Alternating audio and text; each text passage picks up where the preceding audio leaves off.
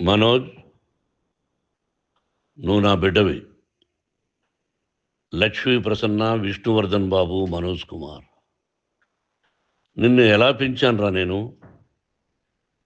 అందరికంటే నిన్నే గారాభంగా పెంచానురా. నీకే ఎక్కువ ఖర్చు పెట్టి చదివించాలని ప్రయత్నం చేశానురా. నువ్వు ఏది అడిగినా నేను నీకు ఇచ్చానురా. కానీ ఈ రోజున నువ్వు చేస్తున్న పని బిడ్డల గుండెల మీద తంతారంటారే, అలా తన్నేవరా. మనసు ఆవేదనతో కింగిపోతుందిరా. నేను మీ అమ్మ ఏడ్చుకుంటున్నావురా. జర్నలిజం ఉన్నది లేనిది, లేనిది ఉన్నట్టు రాస్తున్నారా. నువ్వు నన్ను కొట్టడం ఏంట్రా? నా బిడ్డ నన్ను తాకలా. ఇద్దరం ఘర్షణ పడ్డాం కొన్ని కారణాల వల్ల. ప్రతి ఫ్యామిలీలోనూ ఉంటాయిరా ఇవి. లేనివాడు ఎవరైనా ఉంటే ప్రపంచంలో ఒకరున్నారేమో, 1% ఉంటుందేమో. అటువంటి వాళ్ళ ఇంటికి వెళ్ళి కాళ్ళు గడిగి నిద్ర పూసుకోవచ్చు. భారత భాగవత రామాయణాలు చూశావు కదరా. ఏమిటిది? మీ అమ్మ ఎంత కుమిలిపోతుంది ఈ రోజున హాస్పిటల్ చేరింది. నీ వల్ల హాస్పిటల్ చేరుతాను. చూడు మనోజ్, నీకు అన్నీ ఇచ్చినా ఈ రోజున నువ్వు నా గుండెల మీద తనడమే కాకుండా అపకీర్తి తీసుకొచ్చావు. ఏదేదో రాశావు, ఏదేదో చెప్తున్నావు. కొంతమంది జర్నలిస్టులు ఉన్నది లేనిది, లేనిది ఉన్నట్టు రాసే వాళ్ళ తత్వం వాళ్ళకి ఎందుకంటే టీఆర్పీ పెరగాలి. ఇది వాళ్ళ నైజం. మనం మార్చలేము. వాళ్ళందరి మీద మన కోర్టుకు వెళ్ళలేము. వాక్ స్వాతంత్రం అంటారు, ప్రజాస్వామ్యం అంటారు. ప్రజాస్వామ్యంలో కూడా కొన్ని హద్దులు ఉన్నాయి. ఇది నీకు తెలుసు అనుకున్నా. ఎంత మంచి నటుడివి నువ్వు. నీ భార్య మాటలు విని తాగుడుకు అలవాటు పడిపోయావు. వింటున్నావా మనోజ్? ఎవరిని నమ్మాలో ఎవరిని నమ్మకూడదో పరిస్థితి తీసుకొచ్చావు. విద్యాలయాలు ఎంత గొప్పవిరా. మనం 25% కులమతాలకు అతీతంగా ఫ్రీ ఎడ్యుకేషన్ ఇస్తున్నాంరా. క్యాస్ట్ అనేది తీసేశాను రా 92లో ప్రాస్పెక్ట్స్లో. నువ్వు చదువుకున్నావురా. అక్కడ చదువుకున్న బిడ్డలు ఐఏఎస్, ఐపీఎస్ అయ్యారురా. ఎంతోమంది గొప్పవాళ్ళు అయ్యారురా. నువ్వు నటుడుగా ఎంతో గొప్పవాడివి. తాగుడికి అలవాడబడి నువ్వు నీ భార్య ఇంట్లో బిహేవ్ చేస్తున్న విధానం ఆ భగవంతుడు సర్వేశ్వరుడు తెలుసు. భగవంతుడు చూస్తున్నాడు రా. నేను తప్పు చేసినా, నువ్వు తప్పు చేసినా, ఎవరు తప్పు చేసినా. ఎంత అవకాశం ఇచ్చావు మాట్లాడుకునేదానికి అందరికీ. ఇన్ని సంవత్సరాల్లో మన విద్యాలయాల్లో ఒక్క తల్లి కానీ ఒక తండ్రి కానీ ఏమైనా చెప్పారా? ఆ బిడ్డలు మన బిడ్డలు రా. మీరెంతో నాకు అక్కడ ఉన్నవాడు కూడా నా కూతుర్లు, నా కుమారులు. ఎంతమందికి ఫ్రీ ఎడ్యుకేషన్ ఇస్తున్నావు. వాళ్ళ దగ్గర ఏది ఆశించలా. నువ్వు ఎందుకు ఇలా తయారైపోయావు? ఎందుకు ఇంట్లో ఉండే పని వాళ్ళందరినీ కొడుతున్నావు? పనివాడు వాడు పని చేసుకోవడానికి మన ఇంటికి వచ్చాడు రా. ఆ పనివాడిని కొట్టడం చాలా మహాపాపంరా. నేను వేరురా.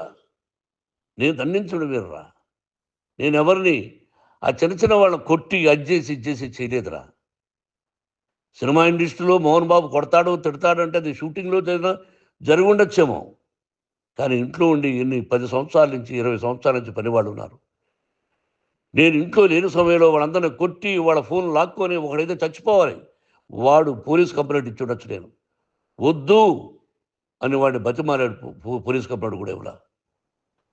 ఇంకైనా నువ్వు నీ భార్య మారి బయట ఉండండి రా అన్నాను నేను.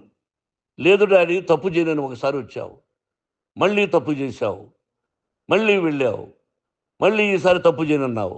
ఏమండి వీడు తప్పు చేయడం అని మీ అమ్మ చెప్పింది. ఇంట్లో పెట్టుకున్నా. మళ్ళీ నువ్వు చేస్తున్నది, ప్రతిరోజు నువ్వు తాగుతున్న విధానం నీకే తెలుసు. ఇది ప్రజలు నమ్ముతారా లేదా అనవసరం నాకు. నేను నీకు చెప్తున్నా, ఇంతటితో ఫుల్ స్టాప్ పెట్టాలి. 3 రోజుల నుంచి రకరకాలుగా రాస్తున్నప్పుడు నా మనసు ఆవేదనతో ఉంది. మళ్ళీ చెప్తున్నా, Mohan Babu university is greater than temples. Greater than temples. బిడ్డలను కాలేజీలో చేర్చుకునే ముందు చెప్తారు, అన్నయ్య ఎంత ఉంది యూనివర్సిటీ రూల్స్, ఇది మా పద్ధతి, మీకు ఇష్టమైతే చేర్చండి. గవర్నమెంట్ బిడ్డల్ని గవర్నమెంట్ ఏమిస్తుందో ఇంత పర్సంటేజీ వాళ్ళకు కూడా మీ దగ్గర ఎందుకు డబ్బు తీసుకుంటున్నామంటే దానికి అర్థం పరమార్థం చెప్పాము. దొంగతనంగా తీసుకోలేదు. ప్రతిదానికి చెక్కులు ఉన్నాయి. అది అకౌంట్ ఉంది. దానిలో తప్పులు జరిగితే డిపార్ట్మెంట్ ఉంది. కాలేజీలో ఇంకేదైనా తప్పు జరిగితే గవర్నమెంట్ ఉంది. ఇవన్నీ నీకు తెలుసు. ఈ రోజున ప్రపంచంలోనే నంబర్ 1గా చేయాలని మీ అన్న కష్టపడి ఇతర దేశాల్లో నంబర్ 1 యూనివర్సిటీ టైఅప్ చేశాడు. ఈ రోజు నువ్వు చేసిన విధానం ఏమిటి? నువ్వే ఒకప్పుడు నాకు ఇవి ఏమొద్దు నేను యాక్టింగ్ అన్నావు. ఈ రోజున ఏం చేస్తున్నావు? విద్యాలయాల మీద పడ్డావు. తల్లిదండ్రులు చాలా గొప్పవాళ్ళురా. కొంతమందికి డబ్బు కట్టలేకపోవచ్చు. కట్టని వాళ్ళకు కొంత సహాయం చేసాం. అంతా సహాయం చేయలేము. బ్యాంకుల్లో డబ్బు కట్టాలి. లెక్చరర్స్కి డబ్బులు ఇవ్వాలి. యూనివర్సిటీ బ్రహ్మాండంగా నడపాలంటే మంచి లెక్చరర్స్ కావాలి. ఇవన్నీ తెలిసి చేస్తున్నావురా 32, 33 సంవత్సరాల నుంచి. అది పక్కన పెడితే అందరినీ కొట్టడానికి వస్తావు. మీ అన్నం తిడతావు. ఒక వ్యక్తి వినయ్ గారనే ఆయన వ్యక్తి హెల్ప్ చేయడానికి వస్తే ఆ వినయ్ ఎవరు లజ్జాగుడికి చంపేస్తాను వాడు అన్నావు. ఇవన్నీ ఎంత తప్పురా? అంటే మీ నాన్నగారికి ఎవరు సహాయం చేయడానికి వస్తే వాళ్ళందరినీ లజ్జా కొడుకులు అంటావు. చంపేస్తానంటావు. మీ అన్నను చంపేస్తానన్నావు. చంపరా చూద్దాం మీ అన్న నేనే అన్నా. తాకరా నీ ధైర్యం ఉంటే అన్నా. ఎంతమందిని చంపాలనుకుంటున్నావు? ఎంతమందిని చేయాలనుకుంటున్నావు? నువ్వు ఏం సాధించాలనుకుంటున్నావు? ఆలోచించుకో. ఈ ఇంట్లోకి అడుగు పెట్టడానికి నీకు అధికారం లేదు. ఇది నా కష్టార్జితం. మా నాన్నగారు 10 రూపాయలు 10 పైసలు కూడా ఇవ్వలేదురా. మంచి జన్మనిచ్చాడు మా నాన్నగారు. మద్రాసుకు వెళ్ళి వీధుల్లో అడుగు తిన్నాను రా. ఒక పూట కూడా భోజనం లేకుండా అడుగు తిన్నాను రా. న్యాయంగా మోహన్ బాబు తిడతాడు కొడతాడంటారు కానీ మోసగడనం లేదురా. నీట్ పార్లమెంటేరియన్గా బయట వచ్చాను రా. నువ్వు నా పరువు ప్రఖ్యాతులు మంట కలిపావు. ఏమిటి నేను చేసిన అన్యాయం? నీకు జన్మనిచ్చాను. అదా నేను చేసిన పాపం. అందుకే ఇది నా ఇల్లు అన్నావు నువ్వు. నీ ఇల్లు కాదు. నీ కష్టార్జితంతో నువ్వు సంపాదించుకున్న ఇల్లు నీది. ఇది నా డబ్బు, నా కష్టార్జితం. నా కష్టార్జితంలో నేను పిలిస్తేనే మీరు ఇంట్లోకి రావాలి. అటువంటిది పోగొట్టుకున్నావు నువ్వు. ఆస్తులు అంటావా? ముగ్గురికి సమానంగా రాయాలా లేదా అది నా ఇష్టం. ఆస్తులు ఇస్తానా, లేకపోతే గంగపాలు చేస్తానా, లేకపోతే ఎవరికైనా దానధర్మాలు చేస్తానా, అది నాకు సంబంధించిందిరా. నా కష్టార్జితం రా. మీరు చేస్తున్న విధానం గుణగణాలు కావాలరా. మందు తాగచ్చురా. ఎంత తాగాలి? నేను కూడా 1 or 2 పెగ్స్ తీసుకుంటా. ఇది తప్పు కాదు, జనానికి తెలియాలి. నా డబ్బు ఇది. తాగి ఎవరిని కొట్లా. తాగి నేను తింటున్నా. అది ప్రజలకు అక్కర్లా. నేను తప్పు చేస్తేనే ప్రజలకు కావాలా. ఇవన్నీ ఉన్నాయిరా. ఇవన్నీ తెలుసుకో. జర్నలిస్ట్ సోదరులారా, మీకు నా గతాన్ని తెలుసు, నా భవిష్యత్తు, నేను ఎక్కడి నుంచి వచ్చాను కూడా మీకు తెలుసు. ఈ రోజున మీరు రాస్తున్న విధానం, నా బిడ్డ నన్ను కొట్టాడన్నారు.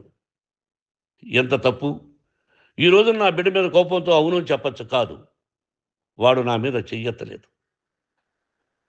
నేను ఘర్షణ పడ్డాం. ఘర్షణ వేరు, కొట్టుకోవడం వేరు. గాయాలతో హాస్పిటల్కి వచ్చి కుంటుకుంటుగా నడిచాడు. మళ్ళీ ఏమని పోలీస్ స్టేషన్కి వెళ్ళి చెప్పాడు.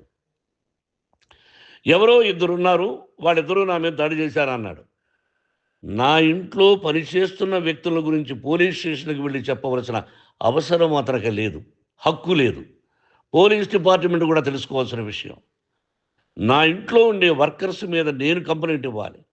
నువ్వు పర్మిషన్ లేకుండా నా ఇంట్లోకి నువ్వు చొరబడి ఈ ఇల్లు నాదంటూ ఇంట్లో పనిచేస్తున్న వర్కర్స్ మీద కంప్లైంట్ ఇచ్చావు.